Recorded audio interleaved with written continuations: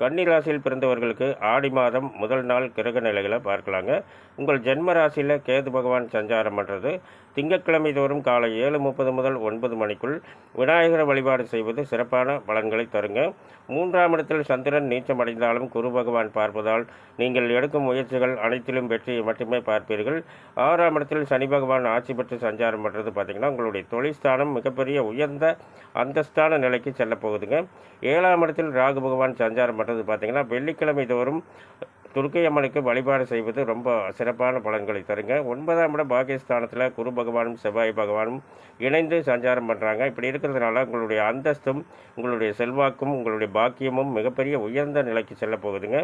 11ஆம் இடத்துல சூரியன் புதன் சுக்கிரன் சஞ்சாரம் பண்ணுறது நீங்கள் செய்யும் தொழிலில் மிகப்பெரிய நல்ல லாபத்தை மட்டுமே பார்ப்பீர்கள். மேலும் விவரங்கள் அறிய என்றும் புலிப்பாணி என்ற ஜோதிட தலைப்பை பாருங்கள். நன்றி, வணக்கம், நல்வாழ்த்துக்கள்.